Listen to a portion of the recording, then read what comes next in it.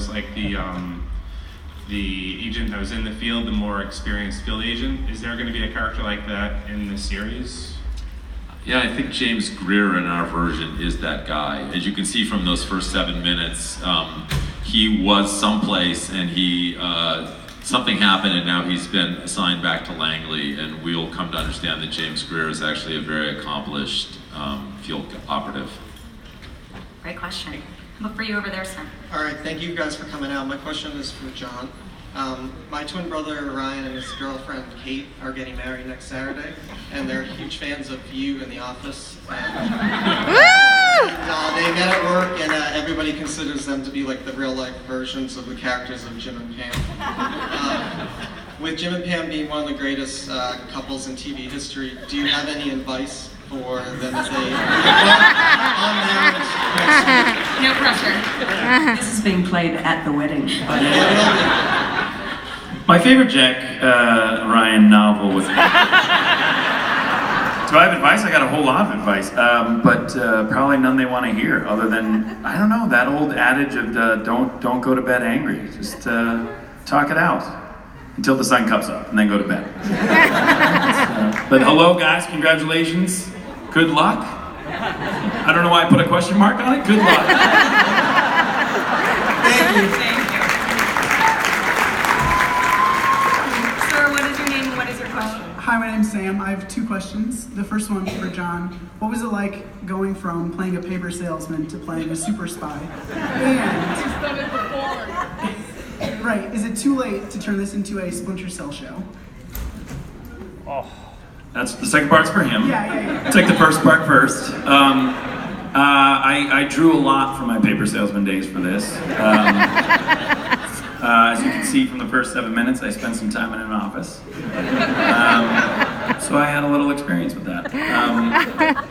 No, I mean, to me, it's, both characters, the thing I loved about both of them is that they were very unique and true to themselves, and that they were honest about the things that they weren't good at, and they tried better at the things that they were good at to be better. And so I think for me, that whole idea of Jack Ryan, he is a very average, normal guy. And so basically him and Jim are the same. So, if you love The Office, you'll love Jack Ryan. Pretty much. Yeah, I'm very excited to have gone from salesman to super spy. And thank you for saying super spy, because I think a lot of people are just talking about him as a spy, but he's a pretty super spy. I like the idea that if Jim's life had just gone a little bit of a different direction, he might If only he'd gone to Australia, look what would have happened. You know what I mean? That's for the deep cut folks back there. Australia. How about for you? What is your name and what is your question? Hi, my name is Mark, and I have a 2-part question for John, aka Big Tuna. I'm currently finishing the last season of Office, so I started late. But how's it starting? Does anybody have questions about actual Jack Ryan? No? How is it for you getting to, I guess, your second time in the TV series, and has the whole government military theme for you was always an interest, or it just felt right for you? Because you were in 13 Hours in Benghazi, and you were great in that too. So Thank you, I appreciate that. No, in all honesty, I mean, for me, I come from a big military family. I grew up with 11 aunts and uncles and cousins who served and are currently serving. So for me, doing something like 13 Hours, it wasn't about transitioning from The Office. I mean, The Office is 1,000% the greatest job I'll have in that way, because it was my first job. It gave me all the opportunities. But with that opportunity, I wanted to try new things. And so I was really proud to be a part of 13 Hours, not only to be in the movie, but then to have this experience and to have my life completely changed with the experiences I've had with the military since has been amazing, and I feel the exact same way about this. I think that, getting to know, like I said, getting to go to the CIA and meet these people, and I don't think in today's world you can find anything more inspiring than someone who has chosen a life of committing to being totally and wholly selfless, and actually being out there doing something for people that they have not met nor will ever meet, and they dedicate their entire lives to that. I mean, there's nothing more heroic for me, so I'm honored to be playing a part of it. Thank you. I did want to ask the 4 of you, and we'll start with Graham and work our way down for this, but has being a part of this show changed the way you see the world in any meaningful way, other than, carrying a lot of Purell on airplanes? Yeah, I think so. I mean, I think in the process of going to the CIA, which was amazing, and to John's point, seeing the people that actually work there and seeing the devotion that they have was really a special, eye-opening experience. And then just through the research of kind of getting to the root causes of some of the Islamic fundamentalism, I think was very eye-opening for me as well. Yeah. How about for you, Abby? Wash your hands. I can only imagine what listening to like dozens of hours of infectious disease nonfiction writing. Seriously though, they say that's the #1 way to prevent getting anything. Especially at Way to be a downer, Abby. How about you? The second way is sitting in really close proximity to other people. Carlton and John, do you guys have any? Has it changed the way you see the world?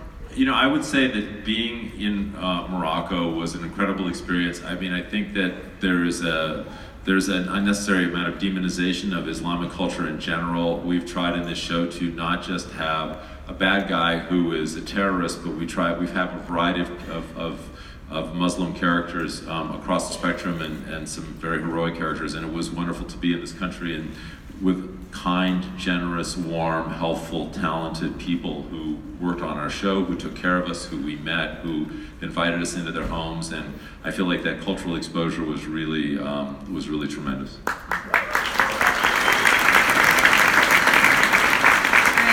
go to you next. So your pants are incredible. Great, Thank you. great salmon Appreciate color. that. What's your name and what is your question? My name's Robert, and the question's for John.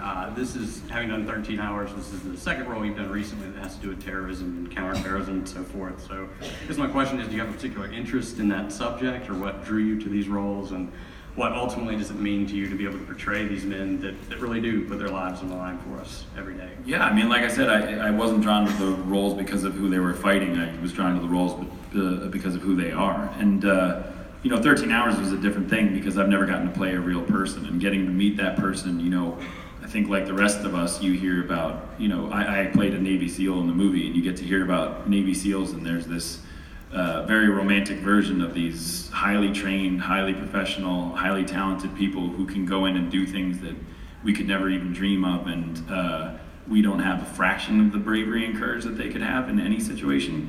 And I thought that was what I most respected. And then I got to meet the guy that I played, and I went and visited him and his family. And then I realized how I respected him. To see a man and that choice of leaving his kids every single time he was deployed, to me, whether it's a Navy SEAL or any man or woman in the armed forces, the idea that they get to say goodbye to their families, for us, there's nothing more respectful than that. So I show total admiration for that choice in and of itself. So those are the people. Great question. Okay, what's your name and what's your question? Hi, my name is Diana, and my question is for John. As you were reading the script or going through it or even playing it, was there at any point where you felt like you became the character? Like it was like, oh, this is me, like this is really cool. You mean when I told my wife only to refer to me as Jack Ryan? Yeah, that was a weird moment.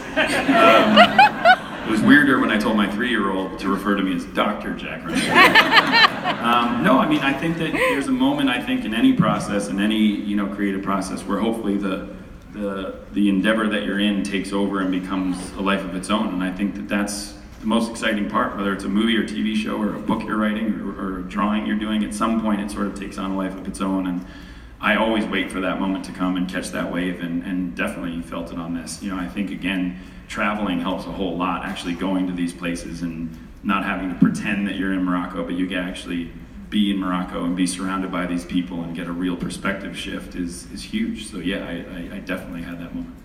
Thank you. It's really cool that you guys had the opportunity to do that with Amazon as well. I mean, I think, John, you and Abby can speak better to often shooting in places that are doubling as someplace very different, probably more exotic. So why was it important for you guys to shoot on location for a lot of those sequences? Because, I mean, not only for production value and all the sort of things that, studios will talk about, I think, again, there's, you can think about these people or think about these circumstances or these neighborhoods and all this different stuff, but when you actually go there, I'm a huge fan of trying to immerse yourself in the places that you are, and even the places where you are there a short time. You try to immerse yourself and get to know people, and they're only going to make your performance, your show, your ideas better. And so I think that's the key, is actually getting boots on the ground information. Now, Abby, I'm curious for you as well. I mean, Scandal has proven you can shoot the White House from an LA or Hollywood back lot. But what was important for you to, actually shoot in DC as you're getting to know this character? I have to be really honest, I only shot one day in DC. Yeah, so the majority of my work was shot in Montreal, and on locations that resembled Washington DC, which was really fun too. Well, awesome. That totally was not what I expected in that answer. So I apologize for the misdirect there. It's really disappointing. I was like, oh, as you're asking. You're like, Montreal really helped me get to know the nation's capital. I am Montreal. You are Montreal? I'm an artist. Well, then we'll come back to you in a second then, Mr. Montreal. What is your name and what is your question? Wow, that lie really worked for you.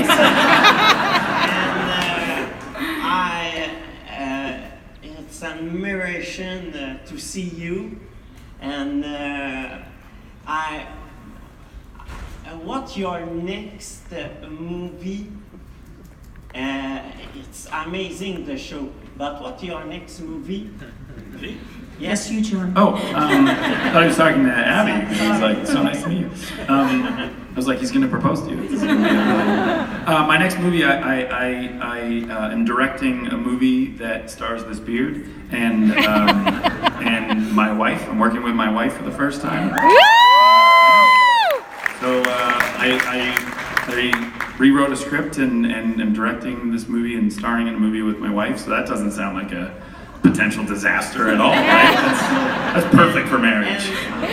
And for me, it's a real great honor if you take a selfie with me. Unfortunately, we're not going to be able to do that, but we appreciate you coming. Thank you. Okay. No, guys, you have to do it now. Come on. Let's do it. Get it done. Let's kiss. Get it. Oh.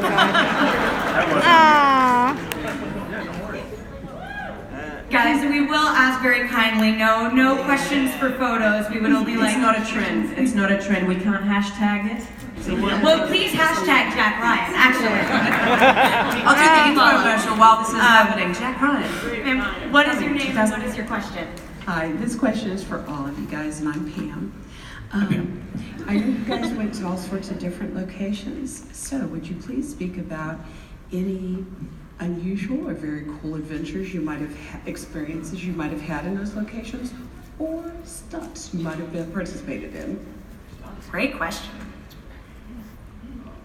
Okay. How about Graham first? Morocco was amazing. Just getting to travel around the country on the weekends and going to the coast and riding camels. All good. Morocco was great. I didn't ride camels, but I did ride with the U.S. Coast Guard, so that was pretty amazing. There's a scene where the U.S. Coast Guard picks Jack Ryan up, and I sort of thought that we might shoot that I get in the helicopter, but I thought I'd get on and I'd get off. No, they took off, and they took off real fast. They threw the microphone on my head, and you heard they're like, "No, this is really weird. This is fun, cool. What's happening?" And then, we flew around in the U.S. Coast Guard for a long time. It was a helicopter, which, being with those guys and actually just, I gotta say, I actually took to reference the selfie, I took a selfie video and sent it to my brother, and I was like, "What are you doing today?" Just a regular Saturday for me.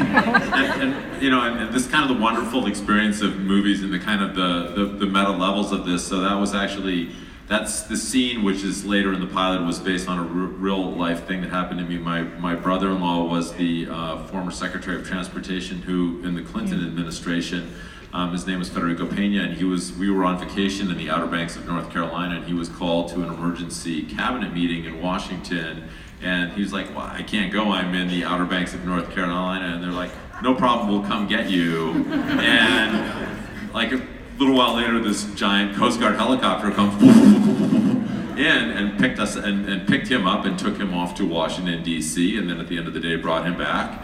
And I'm like, what was that all about? And he's like, I can't tell you. I was very nervous that there was a different scene later in the pilot that people will see next year that involves a lot more action than that you were accidentally a part of, which would have been quite a turn. But I do, when you guys do see the end of the pilot, there is this incredible action sequence that takes place, and that's just the first episode. So I'm curious, John and Graham and Carlton, can you talk about sort of bringing those epic scale action sequences into it? One of the things I would like to say is that the pilot, the first episode was directed by Morton Tildum. Some of you may know him. He directed The Imitation Game, and he also directed Passengers, and really a wonderful director. And so he was, he brought a lot to making the first episode of the show really big and scopy and filmic. And yeah, there's big sequences. I mean, you could see that from the trailer that you saw. There's a lot of stuff going on. Yeah. We have time for a few more questions. We'll go to you next. What's your name? What's your question? My name is Chris, and before I ask my question, I just have a message for John. A few years ago, I was going through some really bad depression, and I tweeted to you one night, not really expecting a reply. I asked for some advice, and you actually replied to me and gave me some advice that I still remember to this day. So I just want to thank you for that. That's awesome. I'm so glad you're feeling better. That's awesome. 10 times better than I used to be. My question actually is, depending on either a creator aspect or an actor and actress, how much of what we see in the show is like an original take on the Jack Ryan character and the setting, and how much is based on the books or the films? Actually, none of this is based on the books or the film other than the characters themselves. And there are slightly different incarnations of the characters, but we took the Jack Ryan character, the Kathy Mueller character, and the James Greer character. Everything else, Graham and I invented. It's very much in the style, and we spent a lot of time making sure it really felt like it was in the Tom Clancy world, but it's all brand new. Can you guys actually talk a little bit to the villain of this season and how you